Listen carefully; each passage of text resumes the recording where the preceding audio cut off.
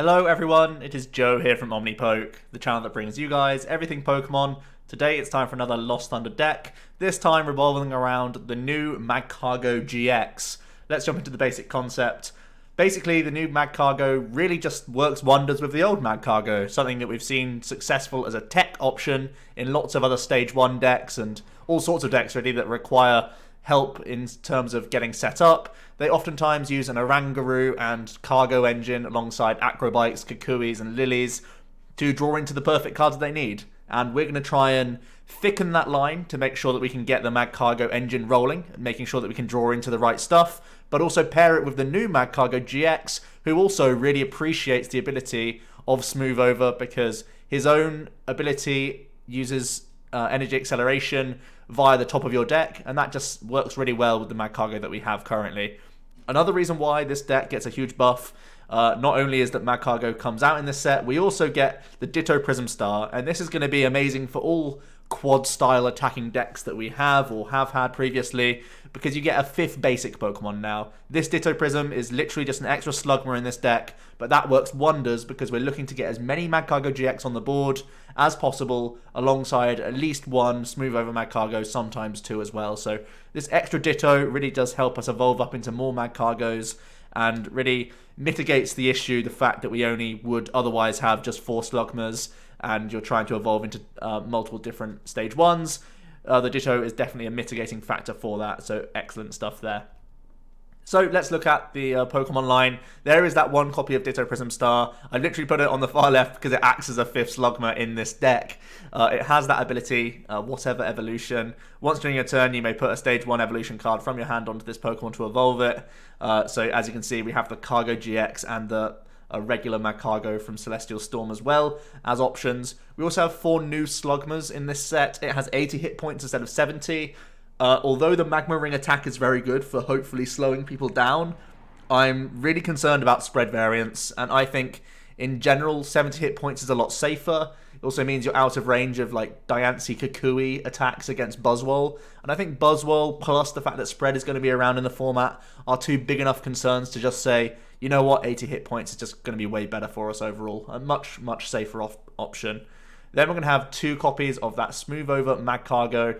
Once during your turn, you may search your deck for a card, shuffle your deck, then put the card on top.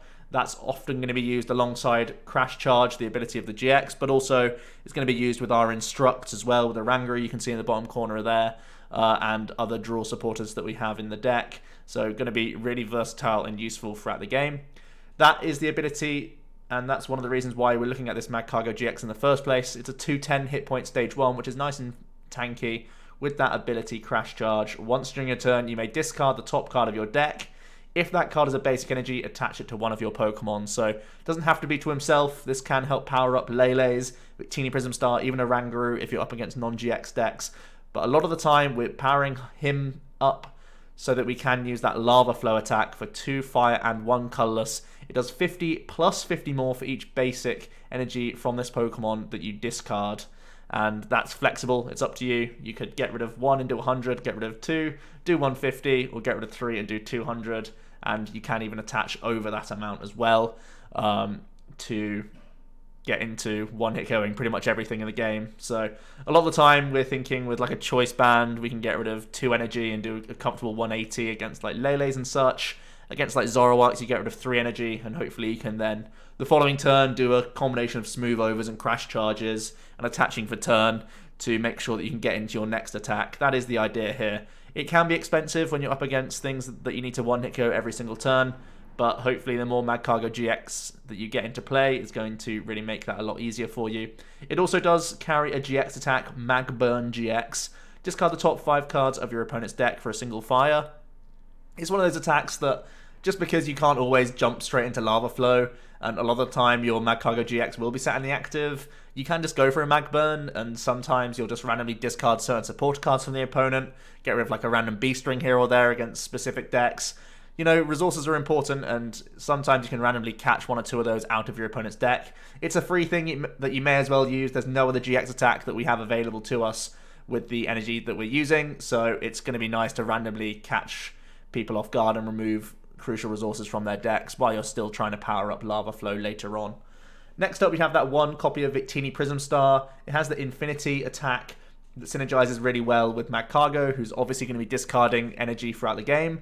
Victini comes in to sweep by doing that Infinity attack for 2 fire. It does 20 times the amount of basic energy cards in your discard pile, and then you get to shuffle them all back into your deck. So it's going to reset your damage, or reset the ability for you to attach once again with Crash Charge later on, but also it can be a big one-hit KO option once we've done a bunch of lava flowing. So Victini's either like a mid-game to finish off a non-GX and reset lots of fire energies, or it's going to be to take a big one-hit knockout at the end of the game.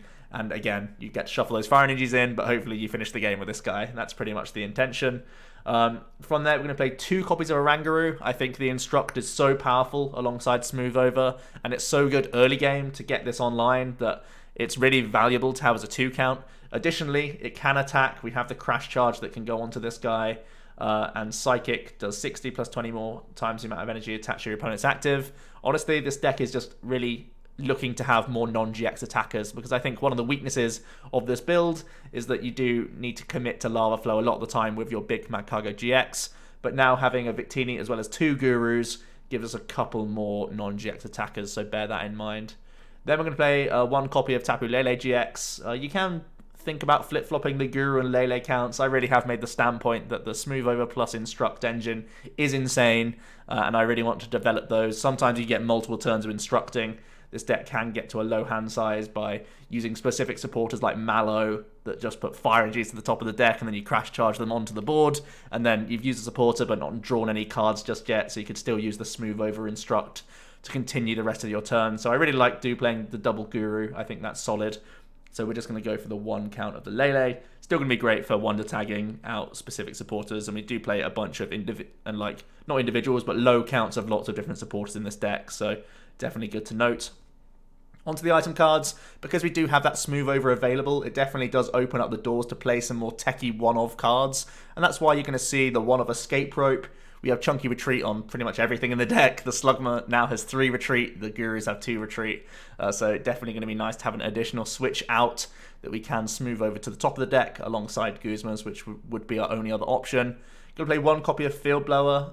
We're only playing 1 physical stadium, so having extra cards that can contest that stadium war as well as remove tools here and there is going to be nice. 1 copy of Max Potion, kind of a greed card, but I really like how this can shape up, especially if you're up against things like Zoroark, where you're pretty much going for 1-hit KOs only, because against Zoroark builds, it's never worth going for a 2-hit KO, because they'll probably always have the Acerola. So you go for a big knockout, that means that your Magcargo probably has no energy attached to him. They'll try and hit you back. Max Potion comes in, and again, it's a one-off copy, but you can Smooth Over into it, or Mallow into it, so that's going to be great for you. I think it can really swing those matchups and buy you a little bit more time against them, which is a big deal. I think 1 Timer Ball as well is pretty nice. I just want to have a little bit extra search. I thought about this being a great ball. I've also thought about Pokénavs being put into this deck. I would never put a 1 copy of Pokénav. Potentially you can do some shuffling around and add more, because Timer Ball is kind of a weak card right now, but I like that you can, again, just have that option to Smooth Over, Instruct, get that Timer Ball, and try and get more Magcargos rolling as early as possible. I like the option for it more than anything else.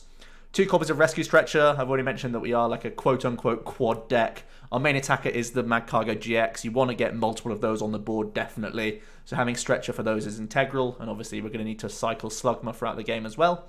4 copies of Netball and Ultra Ball to get our stuff rolling. Unfortunately, the Slugmas have such high hit points that we can't use Elm here, so we're stuck with the Ball engine, but that's still going to be okay. 2 cards of Choice Band. I've already mentioned how that can help you reach numbers with your Magcargo for less discards. We are playing Kukuis as well, so at times we can save ourselves effectively 1 whole energy if we combine Choice Band and Kukui at the same time. Kukui already has great synergy with Smooth Over. 2 copies of Bodybuilding Dumbbells is a really interesting card, and it really does pay dividends in a format where not many people are playing a high counter Field Blower. You push your Magcargo GX to 250 hit points. That's absolutely absurd, and keeping these on board is going to be integral, because as soon as they get knocked out, that's not only 2 prizes and a main attacker for you, it's also part of your energy acceleration the whole time. So keeping dumbbells keeps your slugs on the board, and that's what we're going to need to happen in order to chain attacks a lot of the time. The final card is this awesome Prism Star Stadium that synergizes ridiculously well with this deck. It's the Heat Factory Prism Star. You get to discard a fire energy from your hand and draw 3 cards. Great alongside the Smooth Over once again. I keep mentioning it, but it's such an important factor. And because we have so many Slugmas on our board, we're always going to build up to a Magcargo at some point. So guaranteeing those draws is going to be nice throughout the game. And of course, it's a Prism Star Stadium, so it has that rule where only physical stadiums can bounce it or attacks as well. So that's a pretty nice one-off to have in here. From there, the support count is a little bit strange. There are a few different things going on here. Couple copies of Fan Club. I do think it's nice to try and develop as many slugs down as possible. Even get your, Oranguru down quickly and get developing from there. Couple copies of Kukui. Again, it works so nicely with the Smooth Over, and it's great for trying to save you some painful discards. 2 Mallow. This is actually a really nice card just to put 2 physical fire energies on top of your deck, let alone setting up. So it serves a multi-purpose here where you're guaranteeing 2 fire energies on your deck, so you can then just use the Magcargo GX to accelerate them. A couple copies of Cynthia only, because we would prefer to be doing things like Lillie and Kukui a lot of the time, or Mallow, because we're guaranteeing cards. So Cynthia doesn't need to be as high a count in this deck than in others. 3 copies of Guzma and 3 copies of Lillie to round out the deck. Lillie's still a good turn 1 option, obviously, when we have this amount of netballs to try and get our stuff rolling, and is also great in combination with Smooth Over, which I do, I've said Smooth Over, 20 times already in this video, but it's just so important to drive home that fact that the synergy is with Lillie in this case, and that's why we're having a higher count of that than we have Cynthia in this list. Onto the energy, straightforward, 13 count is what I've gone for. Hopefully giving us plenty to have in hand every turn, because manual attachments are going to be huge throughout the game, as we are always throwing them back into the discard pile, as well as the fact that we want to have plenty accessible in the deck, so we can keep using Smooth Overs, Mallows, and just having the random chance at some points where you just need to try and hit one before you've got fully set up. Having 13 fire energy can give you reasonable outs for doing that as well. So that's what we've gone for. Here is the full list overall. So 14 Pokemon, 13 energy, 33 item cards. A reasonable split of everything up here. And pause now if you want to take a look, or it's in the description as per usual.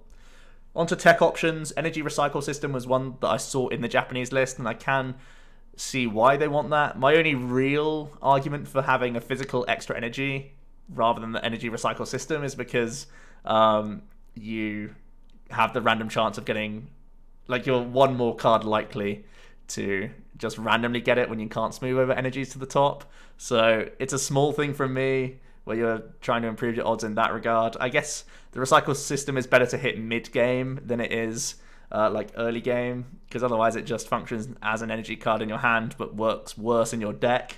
But in the mid-game, if you're not using Victini, this is a better option, but I'm pretty much just going for simplicity right now with just the 13 count of energy, but I could definitely see that being a flip-flop that's not too horrible. I already mentioned Pokénav when I was talking about Timer Ball, and I think there genuinely could be a list where it plays 4 copies of Pokénav.